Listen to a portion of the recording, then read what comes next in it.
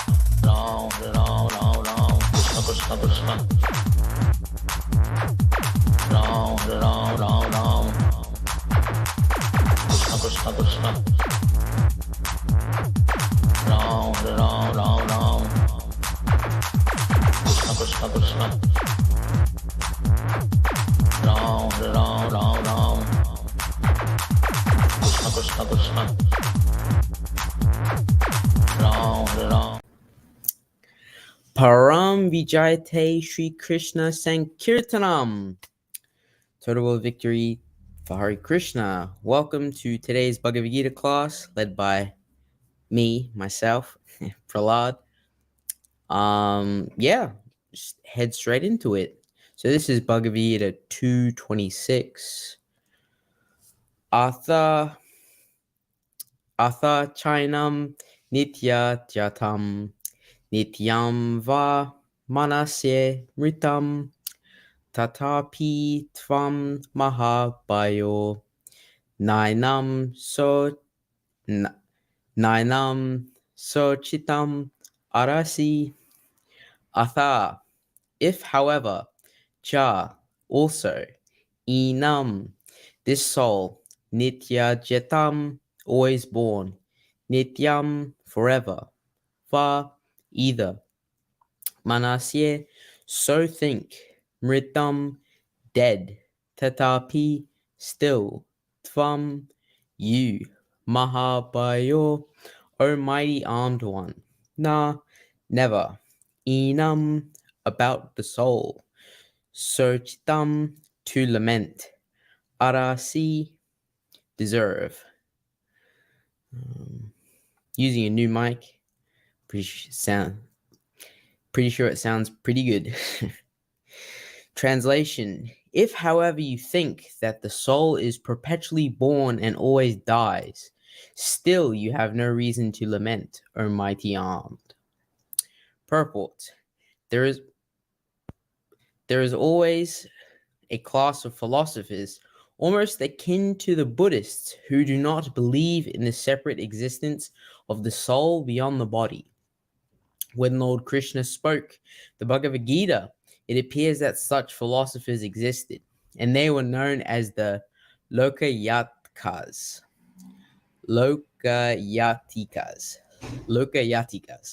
and the Vaibhāṣikas. These philosophers maintained that life symptoms or soul take place at a certain mature condition of material combination. The modern material scientists and material philosophers also think similarly. According to them, the body is a combination of physical elements, and at a certain stage, the life symptoms develop by interaction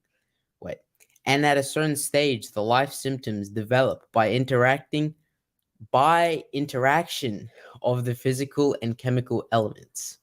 The science of anthropology is based on this philosophy. Currently, maintaining pseudo-religions now becoming fashionable in America are also adhering to this philosophy, as well as to the nihilistic, non-devotional Buddhist sects. Scroll down. Even if Arjuna did not believe in the existence of the soul, as in the Vaibhāṣika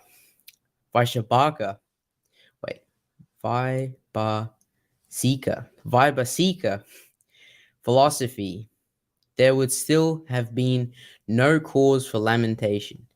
No one laments the loss of a certain bulk of chemicals and stops discharging his prescribed duty. On the other hand, in modern science and scientific warfare, so many tons of chemicals are wasted for achieving victory over the enemy. According to the Vaibhāṣika philosophy, the so-called soul or atma vanishes along with the deterioration of the body. So in any case, whether Arjuna accepted the Vedic conclusion that there is an atomic soul, or whether he did not believe in the existence of the soul, he had no reason to lament. According to this theory, since there are so many living entities generating out of matter every moment, and so many of them are being vanquished every moment, there is no need to grieve for such an incident. However, since he was not risking rebirth of the soul, Arjuna had no reason to be afraid of being affected with sinful reactions due to killing his grandfather and teacher. But at the same time, Krishna sarcastically addressed Arjuna as mahā-bāho, Bahu, mighty Baho, mighty armed, because he at least did not accept the theory of the Vaibhāṣikas, which leaves aside the Vedic wisdom. As a Kshatriya, Arjuna belonged to the Vedic culture, and it behooved him to continue to follow its principles. Okay, looking at the differences in the two different editions, as always, original on the left, revised on the right. We see there's a few changes. If, however, you think that the soul is perpetually born and always dies, still you have no reason to lament, O mighty armed one. And then, if, however, you think that the soul, or the symptoms of life, is always born and dies forever, you still have no reason to lament, O mighty armed one. I think, if I go back to the other one, I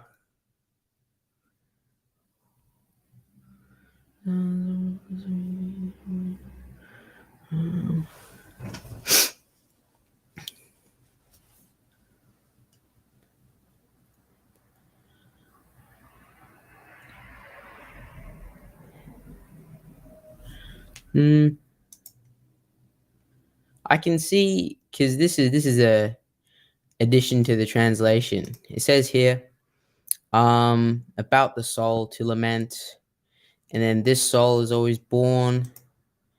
So I think they've seen the about the soul and they're like, we'll just add all the symptoms of life. That would be my only explanation of why they added all the symptoms of life.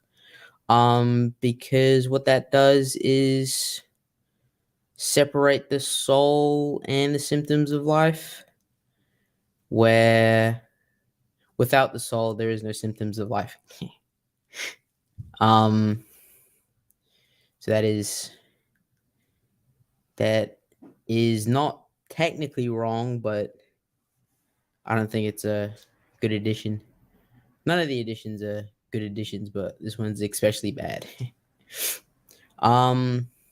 This original says perpetually is always.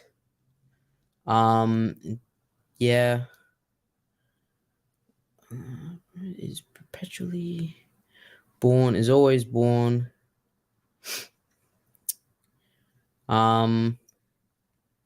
Yes, it sort of mean the same thing, but perpetually implies that it's like ongoing, while always does not.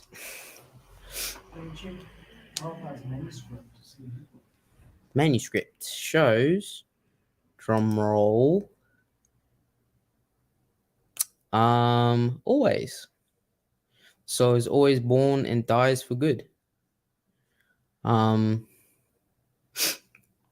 So yeah, technically it is going closer to the manuscript, saying always instead of perpetually. So but all the symptoms of life is not closer to the manuscript. Yeah, all the symptoms of life is definitely not closer to the manuscript. Which is, it is a common theme, not being consistent with the changes and stuff. Some of them go closer to the manuscript, some of them say that they're trying to go closer to the manuscript, and then some of them are going further away from the manuscript. And so it's inconsistency is a consistency in the changes. So another change is that these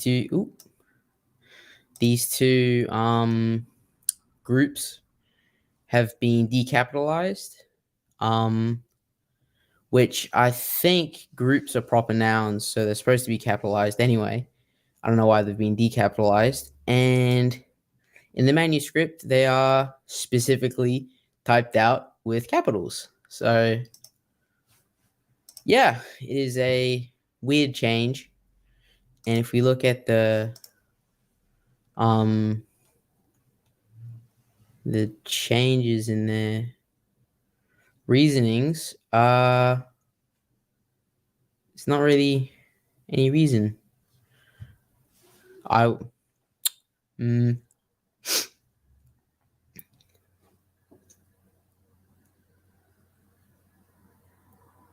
me think. No, I wouldn't know why they would be decapitalized. Buddhist, there is capitalized. That's another group, which is a proper noun, so that's capitalized. Well, these are decapitalized. Yeah. It's not a proper change. It goes against conventional writing. Yeah. When you have a proper noun, you capitalize it, and the group is a proper noun, and the whole thing is trying to change it to make it more proper. What about if it was like the atheists were? What about if it was like what? Atheists. I don't get that. You know, if it said the atheists, that wouldn't be capitalized, would it? It should be, right? No? The atheists wouldn't be capitalized. Isn't that a group, so it's a proper noun? It's not a group, really, is it? You know what I mean? I guess you could say instead of it being a group, it's a specific class of people. Yeah, exactly. Huh. So this may be a class rather than a group, but at the same time, it was capitalized in the manuscript. Yeah. It was capitalized in the manuscript, decapitalized. If it is a class of people, like I think it is talking about such. So it's been recapitalized again. Look at the first tab. Being recapitalized. Yeah. Oh well, it has. It's It's recapitalized here. Another issue is like changes and then changing back. Yeah, it's another whole thing as well. The thing's so unstable and corrupted, you can't trust it. Yeah, so can't even look at these changes and be like, okay, it's been changed. Yeah, the second edition is not a second. Even the second edition is a lie. That's capitalized. I wonder if when it was typed out, someone typed it capitalized. Did Jayadvaita Swami's manuscript for the 83 corrections, the 83 corruptions, does that have like a, what does he say in there about that? It didn't say anything specific about the change. It just has it crossed out. But they are marked in there like that? Yeah. The guy doesn't know what he's doing by his own admission.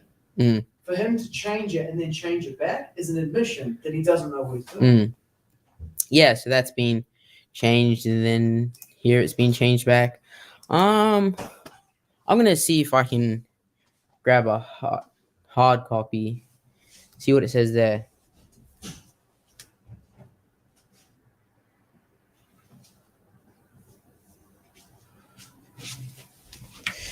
And I'm back.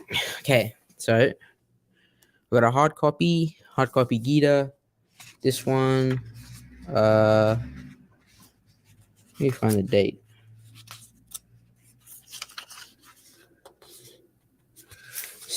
Oh, here we go.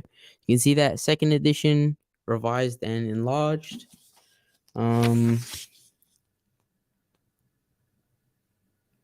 not sure which date this is printed in, but if we're looking at that, it would be funny if it was different here too.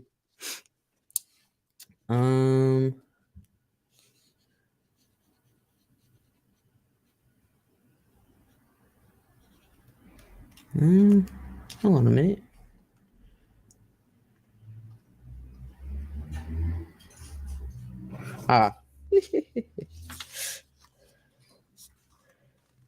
In here it's capitalized. So there's been some sort of change. When do you know how to see when this one was when it's Published in 2020. 2020? This is a 2020 book. and it has the things capitalized in the hard copy. Here's 2006. 2006. And that's a 1996, I think, over there. Okay. 2006. These are all supposedly second edition. 92 is the other one, I think, the black one. This one says. Oh.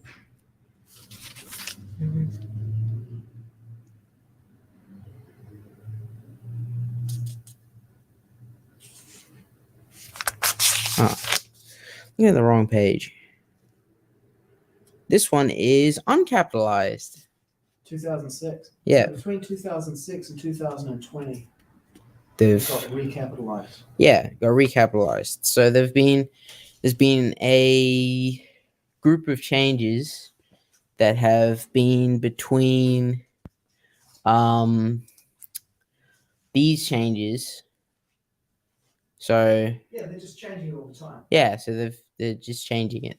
Yeah, they're changing it all the time, and there's no accountability to when these changes are made. And it's like a small change, it's just the capitalization, but this is not a thing that can be taken lightly. Any changes at all should be scrutinized and very public. Yeah. So going on from there, these philosophers maintained the life symptoms or soul. These philosophers maintained that life symptoms or soul takes place at a certain mature condition of material combination. Such philosophers maintained that life symptoms take place at a certain material condition of material combination. The difference between such philosophers and these philosophers is these philosophers has an implicit yes, these philosophers exist. It implies that the philosophers exist. Such philosophers does not have the direct implication of existence. It is slight, but yeah, these philosophers talking directly about it. Such philosophers, it's more open in the air and open-ended. Maintain. I think there was something about that in the changes. Yeah, what is whited out? ED of maintained. Original manuscript. Such philosophers say that life symptoms take place at a certain material conditions. This comment cuts off. I don't know why. Or soul, apart from being absent from the original manuscript, creates a problem in the number of the verb that follows the life symptom. Apart from being absent, it creates a problem in the number of for the verb that follows the life symptom. Do you get what that means? It says, or soul, apart from being absent from the original manuscript, creates a problem in the number for the verb that follows the life symptoms. Yeah, it means singular versus plural. That's what it means by the number of the verb.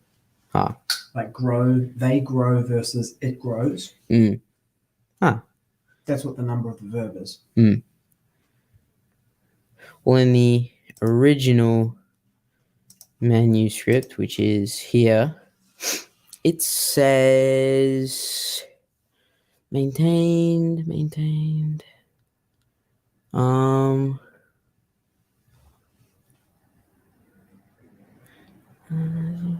Material. What is it? Wait. Such philosophers maintain. Okay. And then such philosophers say that life symptoms take place. Okay, in the original it says these philosophers maintained that life symptoms. Show me. These philosophers maintained. Highlight it.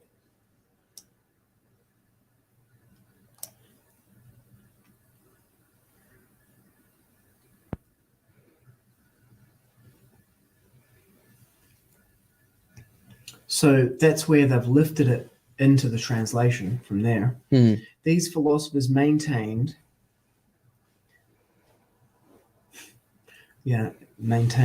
such philosophers maintain. And then it's say, is it? In the such philosophers say. Okay, so flip us back to the original. So the change that's been done there is, first of all, Hayagriva has changed say to maintained. He's changed the tense and he's changed the verb. And then in this revision here, the verb has been changed to the same tense as the manuscript, but he's kept the verb that's been used by Hayagriva. That life symptoms take place at a certain mature condition of material combination. Yeah, because these philosophers maintained that life symptoms or soul takes place. Yeah, soul takes place at a certain mature condition of material combination. I mean, it's completely understandable. It's comprehensible, you know? It doesn't need to be changed. It's not an error. There's no, you know? Yeah. It's like, it is what it is, man. Just leave it alone. Yeah. So that's Is soul mentioned in the... I mean, he's read that and gone, oh, Hayagriva doesn't know what he's doing. It's my speculation. Or soul takes... manuscript. Say that life symptoms take place at a certain mature condition of material combination. Oh, nice. Anyway, that was Hayagriva's contribution, was to say that the materialists say that the soul arises from material combination. I think that's good.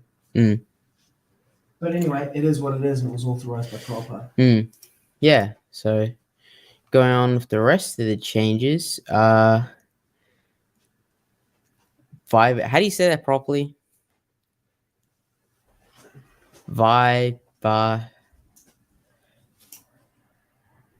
Highlight it.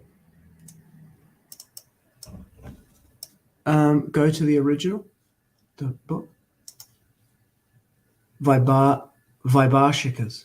Vaibhāṣikas. No, Vaibhāṣikas. See, the A is a long A. Vaibhāṣikas. Vaibhāṣikas. Yeah, the S with the dot underneath is a sh.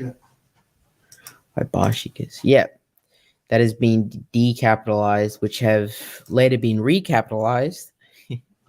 Once again, Arjuna accepted the Vedic conclusion that there is an atomic soul, or whether he did not believe in the So in any case, whether Arjuna accepted the Vedic conclusion that there is an atomic soul, or whether he did not believe in the existence of a soul, he had no reason to lament. They've taken out the word whether, which in the change, there's a lot of changes in this one. There's a lot of comments about it too. And for some reason it cuts off. Anyway, it says, I suppose I considered the second whether a violation of idiom. If so, I was wrong. My Random House dictionary says that whether is used to introduce the first of two or more alternatives, and is sometimes repeated before the second or later alternative. Yeah, he's just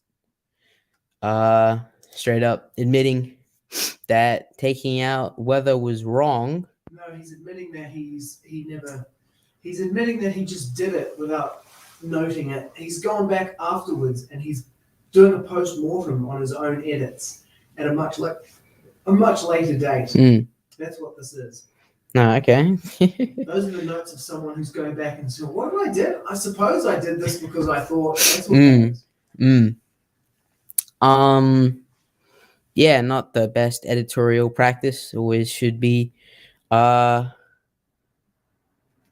always should know the changes, or should note down the changes as you're going through and editing it. And then even if you're not going to do that, you should definitely be certain on why you did it in the first place. Because if you're not certain in the future, you wouldn't be certain now.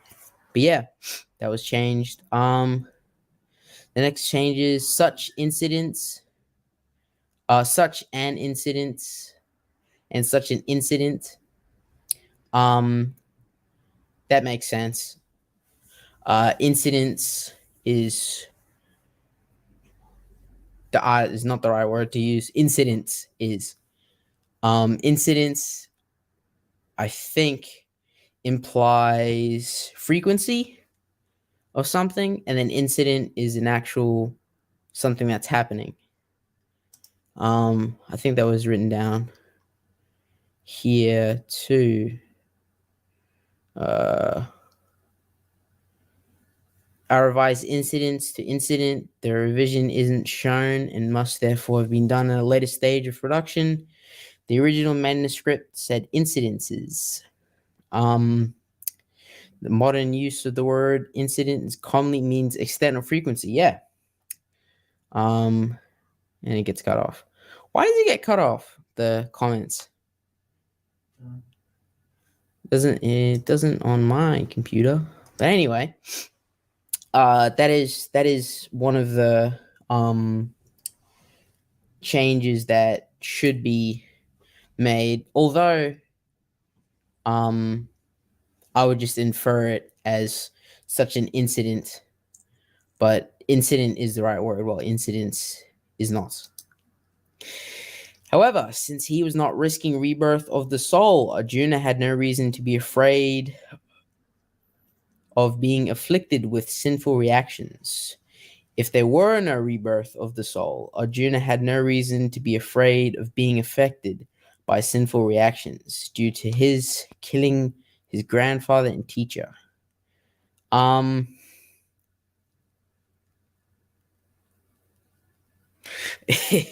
don't. No, actually, just going back to incidences, you know when you do find and replace? Yeah. It says found 17 incidences, doesn't it? Or does it say instances? It might be instances. If I do find and replace where? You know, on your computer. Huh. But it might be instances. Well, in the originals it says incidences. What's the context?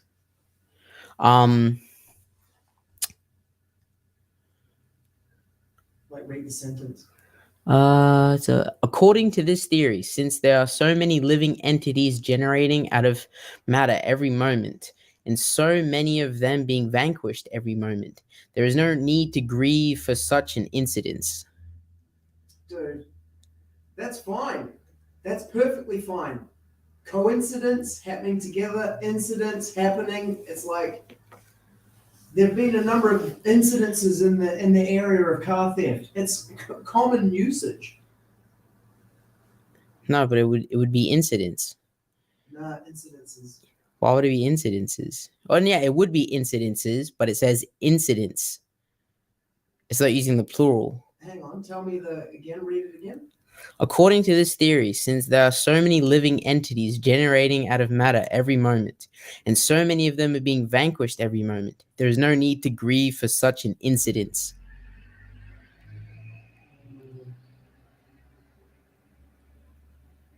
Yeah, I mean, sure, but no, I can understand it.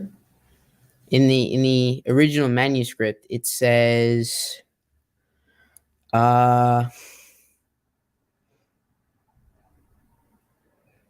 incidences, and it's a question. Yeah, because it's saying read the manuscript. What does the manuscript say?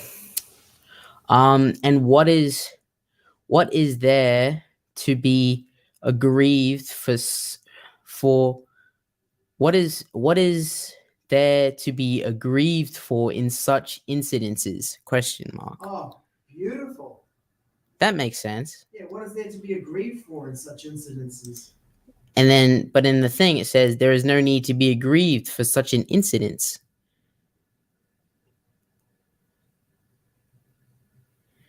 Incidence isn't the right word.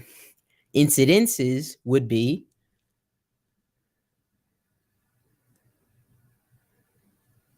but you get it? Yep. But it's not unintelligible. Yeah, well, it just changes it to the right word, incidence. The right word? Yeah. Yeah. Because that's how you read it, incidence, with the T. Incident. But it's plural. incidents. Has it been changed to incidents? Yeah. Okay, so those are called homonyms. They sound the same. Yeah. Yeah. But that is a correct change, right?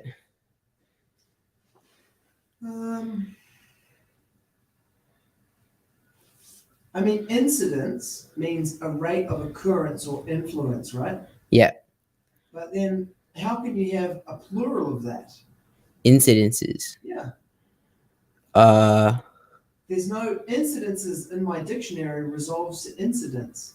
That's in a Merriam-Webster dictionary. Incidents with a T or a C-E? No, with a C-E. A C-E. Yeah. Okay, well, Prabhupada wrote it as incidences.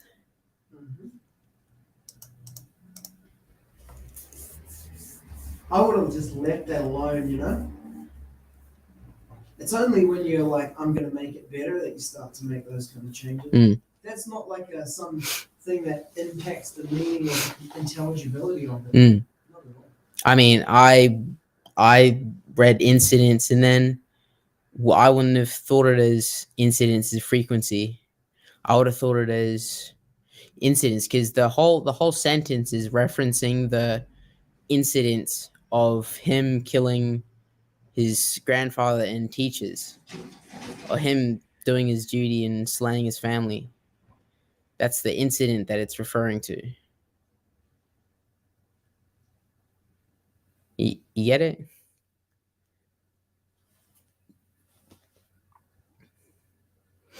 It says it's from late Middle English, denoting a casual or subordinate event. Fall upon or happen to. Incidere. Yeah, okay. Incidere, to fall upon.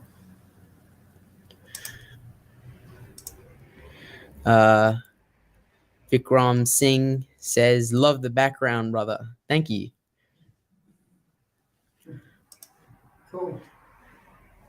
Yeah, so that's a debatable change. Not specifically, it doesn't really change the meaning unless you really look into it, but it, it's a ad hominem or homonym? Homonym, yeah. Homonym. It's a homonym. So ad hominem is actually a homonym. It's a word that sounds the same but spelled differently. Ad hominem means to the man. Okay, it's a homonym. Homonym, Homonym, homonym. Okay, it when you read it, it sounds the same. Yeah. So yeah, and then the next sentence says, "However, since he was not risking rebirth of soul, if there were no rebirth of the soul, yeah, I'm not sure if this is correct, but when I read these two sentences, the subject clause is different. Am I correct in assuming that?" What's that, subject clause? Yeah, am I correct in assuming that it has changed? Because it is a split clause in the original, and then it isn't in the changed. Okay, well, if it was split, like subordinate, like you could take it out, like enclosed in two different, yeah? It says, "However, comma, since he was not risking rebirth of the soul." So you should highlight it on the screen. Oh, it's yeah. hard to tell what you're talking Sorry. about. So if we highlight it here, this sentence, guys can see that. It says, "However, since he was not risking rebirth of soul, Arjuna had no reason to be afraid. Arjuna had no reason to be afraid of being afflicted with sinful reactions due to killing his grandfather and teacher."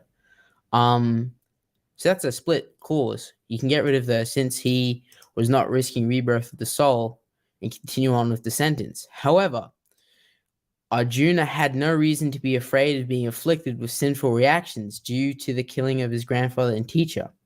In this one, if there were no rebirth of soul, Arjuna had no reason to be afraid of being afflicted by sinful reactions. So, would I be correct in assuming that it changes the topic of the sentence from Arjuna not being afraid to if there were no rebirth of the soul?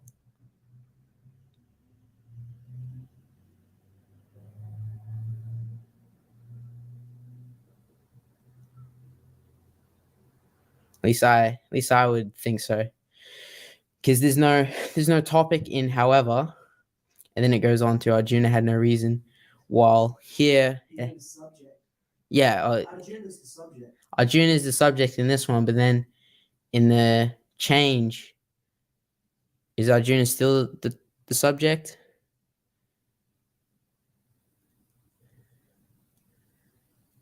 Because it's changed from a split clause to an unsplit clause.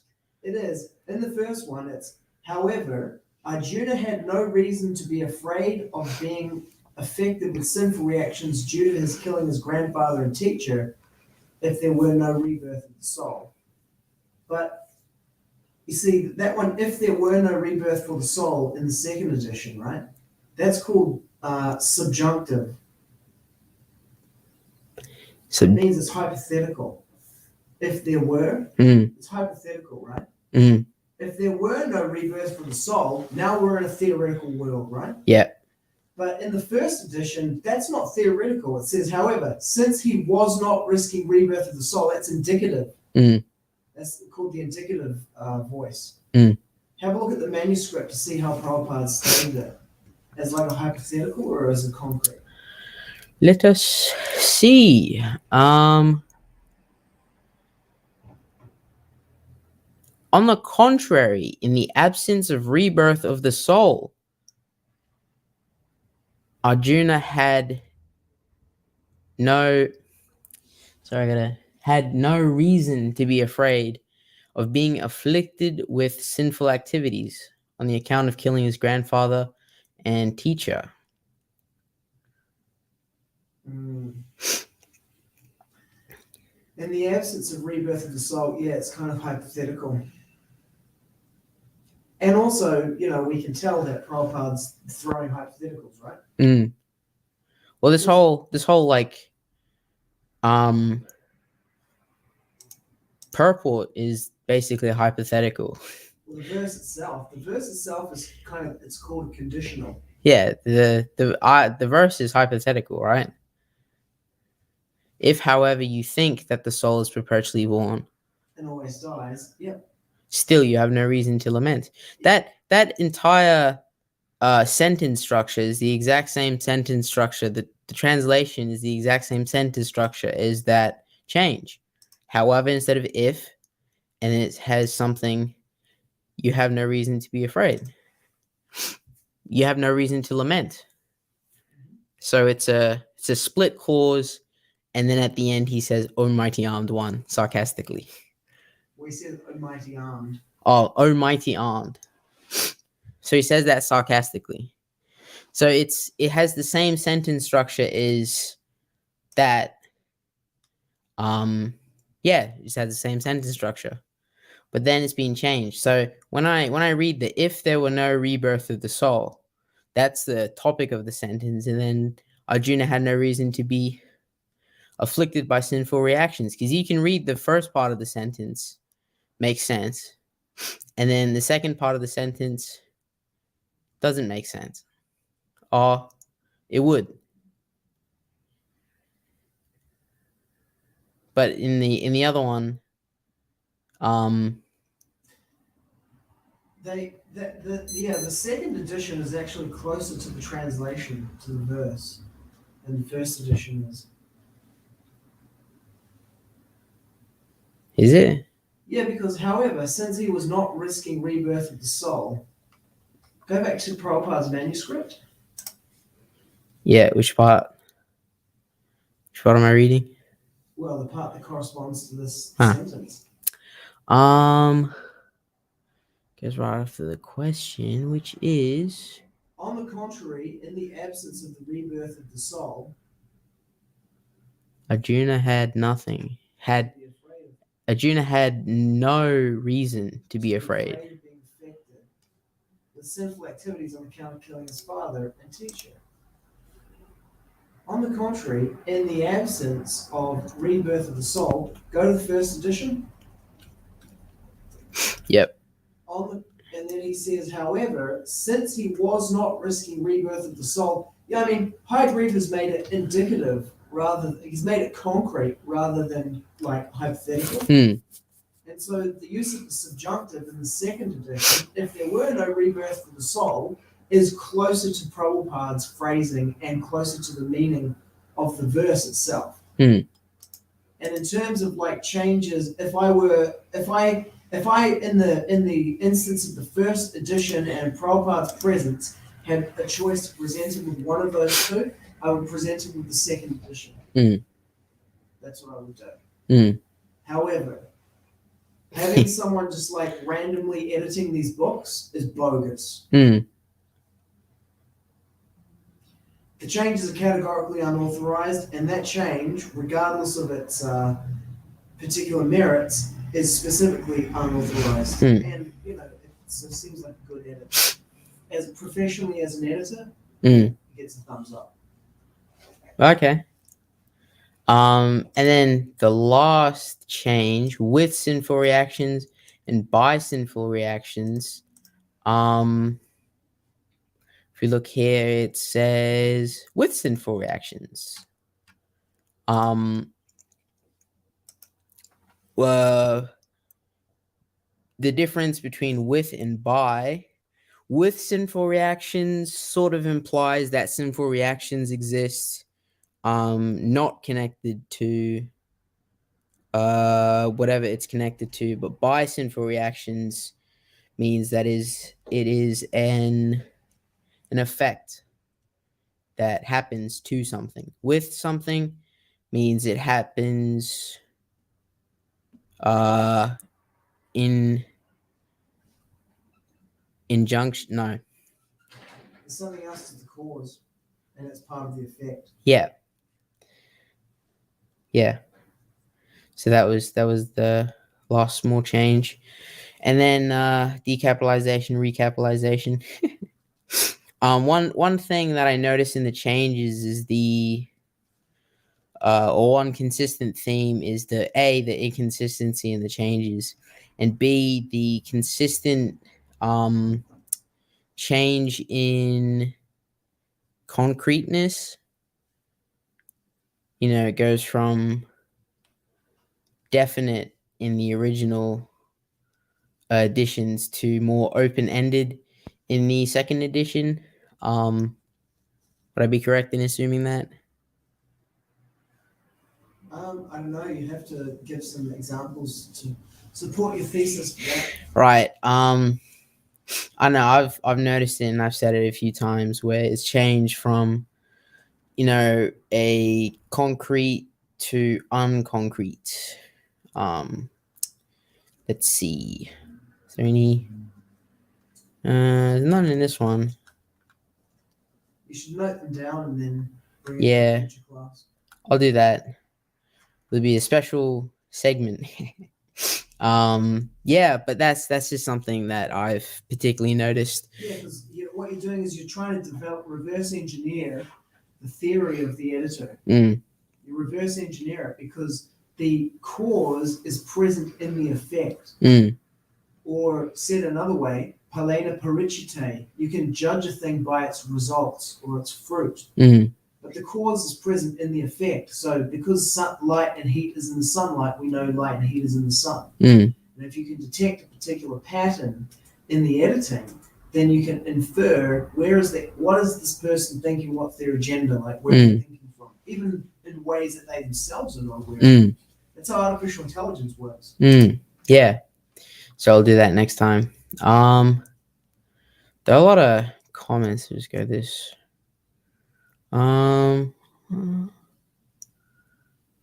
Yes.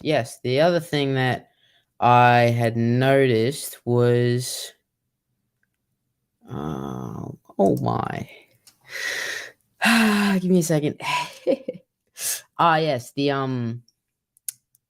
the weather change, where it says, or whether he did not believe, and then they got rid of that in the second edition, and it says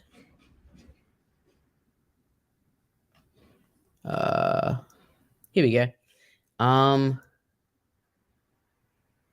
In any case, neither whether in the text is native to Srila Prabhupada's manuscript. The manuscript says either, and it goes on to show some proof, which I've looked at on my computer, which it actually shows. For this one, it for some reason doesn't. But the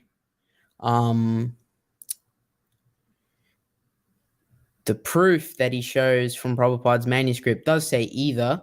And if you look at this version of the manuscript, which is the ones that have Hayagriva's scribbling on it, is that right? We're not sure about that, could we? Yeah. Well, whoever scribbled on it, not scribbled, but whoever went through and edited it manually, changed either to whether, while he says that it doesn't say whether, but it says either, which is technically true, but it is edited to say whether.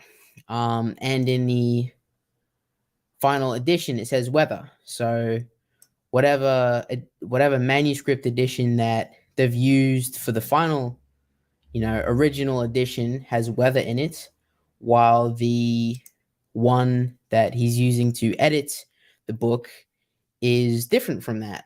So yeah, not using the correct manuscript. There might be a few editions of the manuscript, but whichever edition has. No, you were right. I just reread the thing there. He does admit that if he admits he can't remember why he did it and that he was wrong. Yeah, well, that's what I had thought. Yeah. So he admits that he can't even remember why he did it and that he was wrong. It's insane, man. It's this conditioned living entity editing the books, and it was one thing if he was doing that under Prabhupada's instruction. It's in Prabhupada's personal presence. It's another thing to open that up for decades into the future. It's just not his book. Yeah, and on the I don't know, it's weird because your version of this document isn't the same as my version. Which one? The changes with his little comments. Why? Because on mine it says when he commented, the comment was on 2010. Yeah, this part here. Yeah, these notes, because I'm looking at this in my browser, so it's my browser rendering that. Yeah, so your browser is not rendering it the same. But anyway, yeah, so he was saying it was wrong there, but the bottom part of that comment says, in any case, neither whether was in the text, which is wrong. It was on the manuscript. It was written in by someone who did that, and then it went from the written in to the published edition. So it isn't just magically appearing out of nowhere because someone wanted that there. So not only is he admitting that he's wrong, but he's wrong in him saying he's wrong. It's just doubly wrong.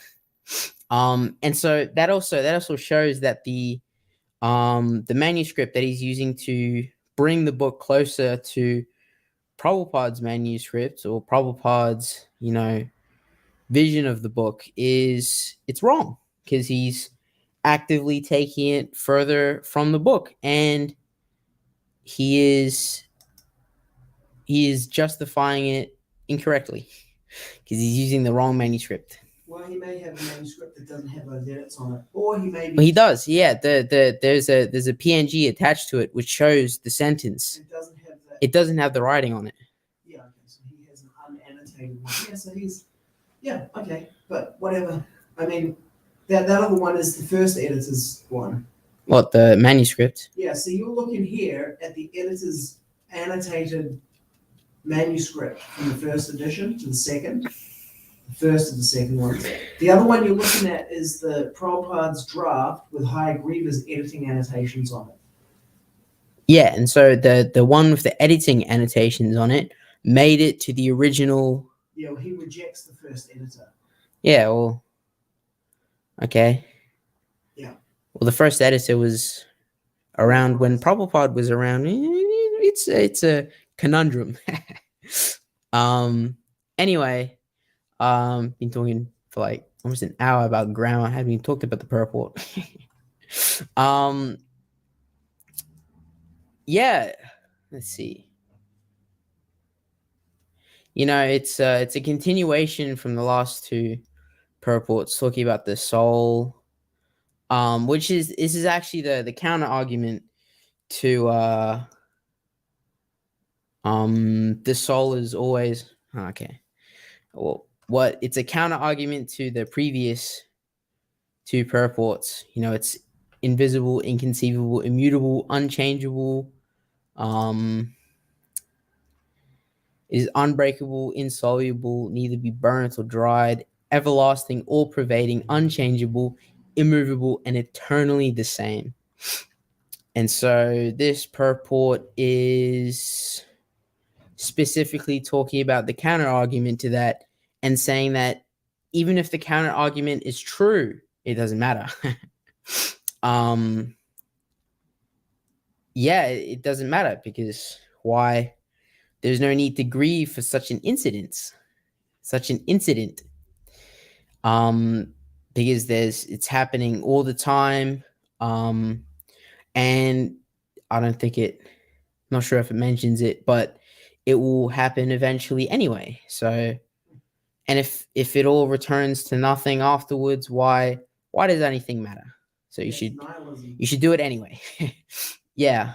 And that's why it as well as the nihilistic non-devotional Buddhist sects. Yeah. And so it's a counter argument to the I wouldn't say argument, it's a counter argument to the point that Krishna is making. And you know, Prabhupada is taking on that sort of writing style in his purports, where you know he'll have the counter arguments and he'll have his answer to the counter arguments in the purports. It's very, very clever, very, very well written, and so all points are covered. So yeah, that's really all I got to say. You got a contemporary application. Contemporary application, huh?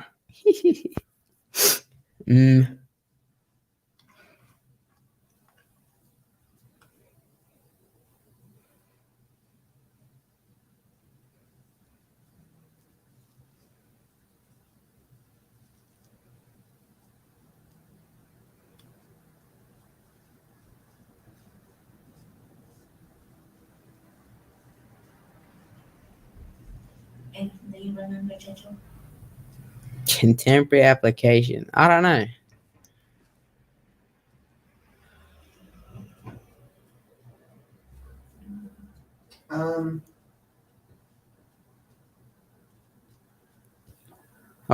Yeah, I think maybe. Oh yeah, you gonna say? No, you go first. Nah, you go first. This is how people don't even have, they don't even think about this. But people are going on about all kinds of stuff like identity politics and colonialism, decolonization and transgender and pride and all this kind of stuff. But there's no conversation for what is the nature of the living entity. And it's kind of weird. Transgenderism is the weirdest one because it's like you are the body, just not this one. Something got born into the wrong body, but what is it? There's no question of like, what is this thing eternal? Does it like go to different bodies? Nobody ever talks about this. Yeah. And it's kind of like people are nihilistic, but they're kind of like not. It's people are very confused today, man. Like transgenderism is the weirdest one out of all of them because we went from being this kind of, we're purely materialist, And, the symptoms of life arise from a combination of material elements. So kill the baby in the womb as an abortion because it's not a living entity. And then, and then you're born and you're just some complex configuration of matter, and then you die. God's not real.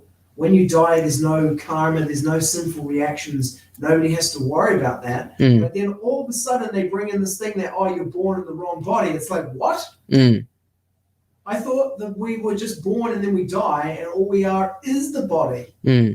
Like, that was basically what the society was running on. And the goal of life is to gratify the senses. And, the only reason why you don't go completely ham is because then, things will become too chaotic. But don't think about it too much. And now they seem to have violated that. It's weird.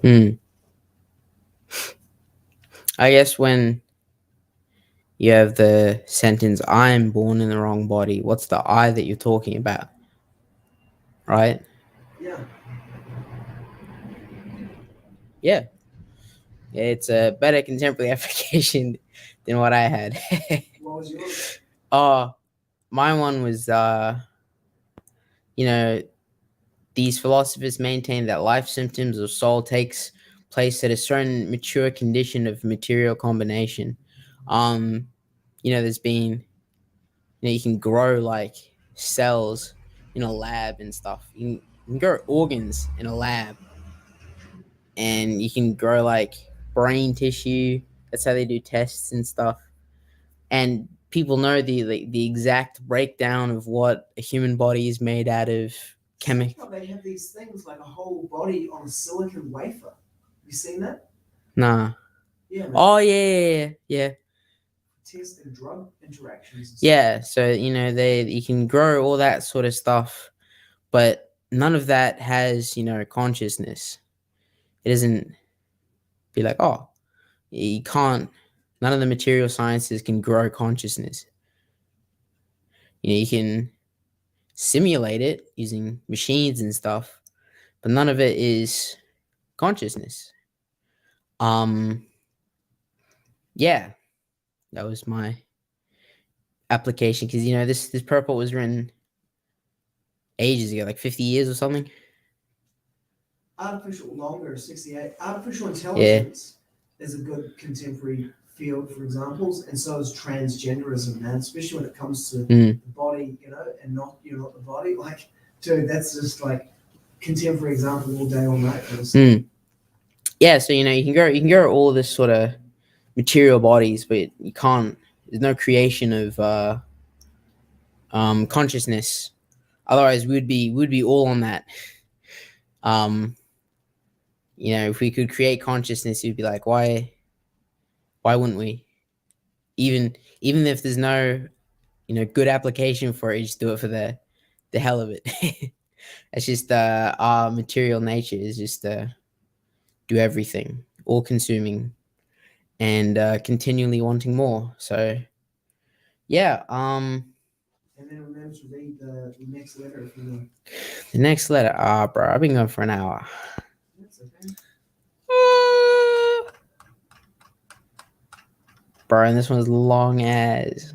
No, it is. It's 3 pages.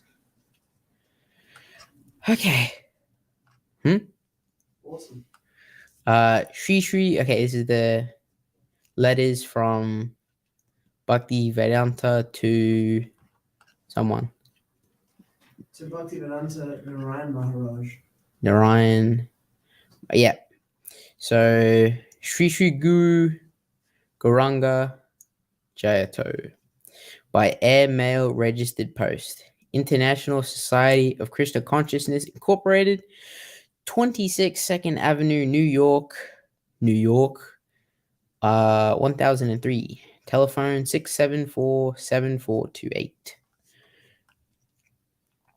I always find it funny that there's a state called New York and there's a city called New York inside the state called New York.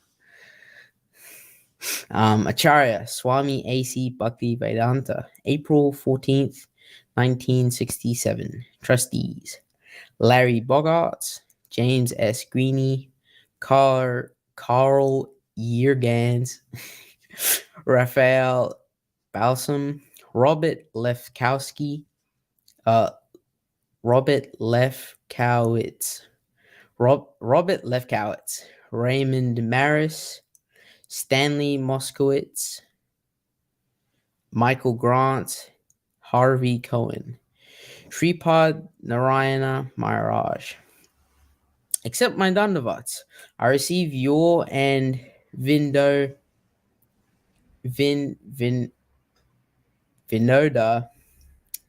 Kumar's letters together on 6/4/67. On time, I read the letters the day before yesterday, and on 12/4/67, I have sent you $300 in rupees. Let me know as soon as you receive the money. I'm sending you my Delhi and Vrindavan room keys and some other keys along with my letter. I still do not receive any letter from Trivikram Maharaj. You had deposited the 1,500 rupees in my Vrindavan account. I sent the check of 200 rupees to the Vrindavan bank. If Trivikram Maharaj finds it difficult to cash the check, tell him to write on the back of the check, pay to B.V. Narayana, and you can cash it.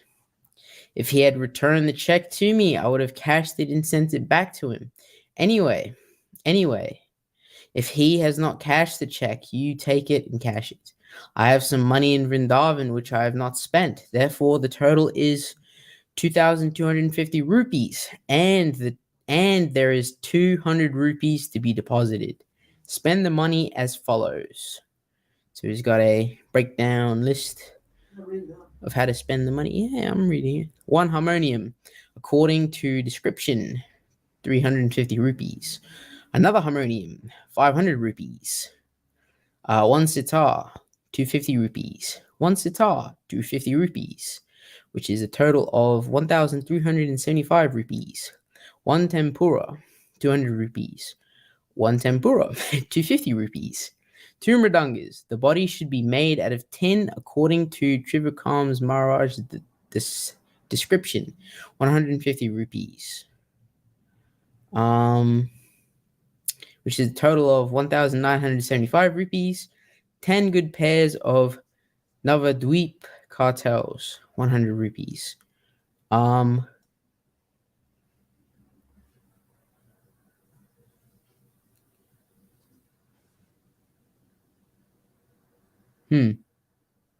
It's written weirdly.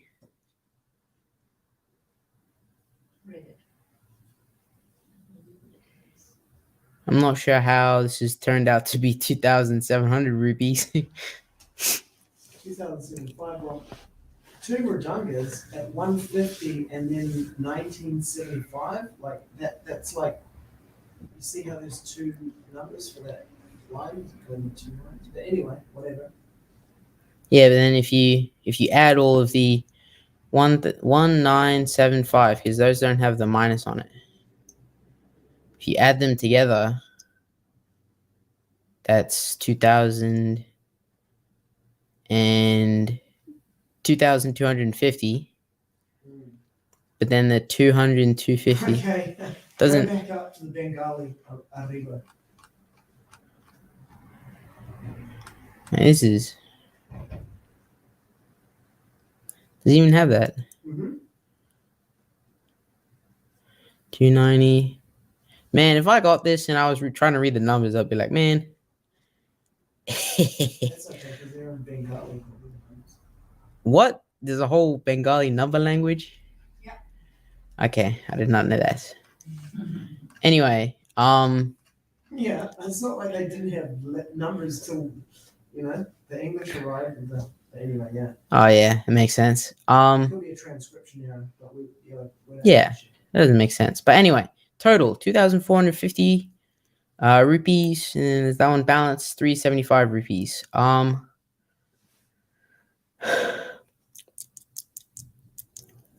Yeah, I don't know. This doesn't make sense to me. Well, it's a transcript, it's a translation and then typed out, so. Because there it says 1370. Yeah, whatever. There's no need for you to purchase any warm clothes for Vinoda Kumar, here I have about 4 or 5 overcoats and warm chadars, etc. There is no need to bring any bedding while traveling by ship. First of all, it is summer. Secondly, they will provide blankets, bedding, and everything on the ship. The brahmacharis and I use very simple clothes here. I'm sending you a photograph to show how I live here. I am making the Americans wear brahmachari robes and shave up. If a brahmachari from India dresses as an American, he will not be appreciated. So tell Vinoda Kumar to come as a brahmachari. There are enough overcoats and warm clothes here. If it is necessary, buy him 1 good blanket and 1 pair of shoes, not made of leather. That means do not spend more than 100 rupees on him, including the journey to Calcutta. So out of the 375 rupees, if 100 rupees is spent for Vinod Kumar, 275 rupees remain. Pack everything in Delhi and send it by goods train to Howrah station to my United Shipping Corporation agent. Freight paid. Register in the address of registered letters, MS United Shipping Corporation, 142 Old China Bazaar Street, room number 18, Kolkata. Spend as you need for your transport to Delhi and for your 2 or 4 days stay there. Pack all books after making a list and get 11 steel trunks packed. It means closing the box, locking it, stitching sacks around it, and locking it with iron straps. On the top of each package, write AC Bhaktivedanta, New York, via Howrah. Send a copy of all goods to the shipping agent, RR. Send 1 copy to me along with RR. What does that mean? Not sure. Registered, maybe? Registered receipt? If 250 rupees is not enough to send me these goods, then do not buy the cartels. Then 100 rupees more remains. If this way of everything is done under your supervision, I shall be very glad. I hope you will ever oblige me by helping in this way. Kindly send me my mridanga and cartels that are in Vrindavan.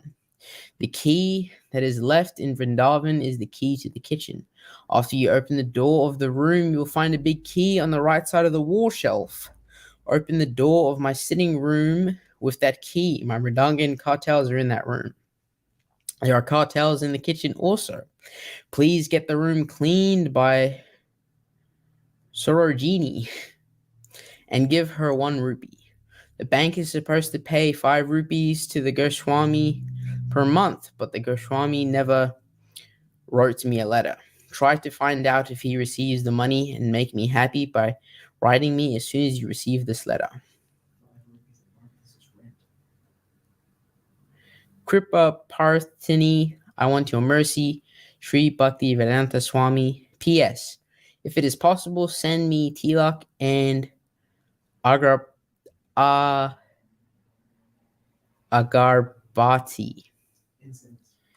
Incense. And that's the end of the letter. It's a nice Friday. Yeah. It's far up, man. It's like, at that period, if you read the stories from the American disciples at that period there, they have no idea even of who this person is. They have no idea of what he's doing. Their memoirs are like, we go to the thing, and then there's kirtan, and then he's like, giving Bhagavad-gītā classes and everything. And, there's like the day the mṛdanga arrived at the temple. And what it wasn't a mṛdanga, it was some other, like a dolak or something, that some random dude had, and he just brought it to the temple. And he was playing it in the kirtan, but he didn't know how to play it. Then Prabhupada motioned for him to give it to him, and then Prabhupada started playing it. And the kirtan just went nuts. But in the meantime, Prabhupada's trying to get mridangas and cartels sent over from India. Mm. And it's been months. He's sending money over. He's sending instructions like, guys, come on, man. Help me out here. Mm. And meanwhile, everyone in India is just like too busy, you know? Mm. He's like, hey, man, it's actually happening. What Srila Prabhupada, you know, because he's talking about his spiritual master, Srila Bhaktisiddhanta Saraswati Thakur, Srila Prabhupada. He's saying what Srila Prabhupada wanted is actually happening, guys. We've got to get this, we've got to do this. Mm. You know, like in the one we read yesterday, he said when there's a war on, the government sends all the material to the war front, and there might even be like some wasted material. Mm. But that's just what happens, you know? Yeah. They might like cut corners or do other stuff, but Not necessarily cut corners. It might get blown up on the way. They might make too much, whatever, you know? oh no, they would definitely cut corners to make sure that the front line had whatever they had. Like, I mean, cut corners behind the scenes. yeah, Yeah, exactly. they'll do anything to have the front lines, you know, be supplied. You know. Yeah, and that's what his point is. He's been trying to make to them to get them to get it. Is like, this is happening, man. We're advancing on the front line here. Mm. And then he's just like on his own. Mm. He's got like no support. What month was that?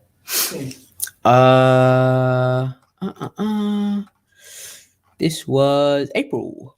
April 67. Yeah, the last one was December. This is December. Yeah, man. He started it in January, August of 66 February. is the first one where he's like saying, "Hey, can you do this?" And then he gets a letter back from Narayan Maharaj saying, "Yeah, sure. You know, I'd love to help you out here." And now it's got to April the next year. You know, it's like 4 months short. It's 8 months later. He's just doing it all himself there in India, in America. But I mean, it was Krishna's arrangement, right? Everything had to arise from the environment, basically, until they went to India. Okay, yeah, that is the letter. I'll read the thing to finish. Atya cainaṁ nitya-jātaṁ nityam va manyase mṛtam tathāpi tvam mahā-bāho nainaṁ nainaṁ śocitum arhasi. If, however, you think that the soul is perpetually born and always dies, still you have no reason to lament, O mighty armed. Yeah, thank you guys for tuning in. Been a bit of a long one. Hope you guys enjoyed. And for the people watching afterwards, yeah, hello. Made it to the end. You know, tag your friends. If you thought the class was interesting, I said some cool stuff about grammar. If you learned something, if you want to share, and I will see you next time when I'm on. Good evening, good morning, and yeah, see ya. Yeah.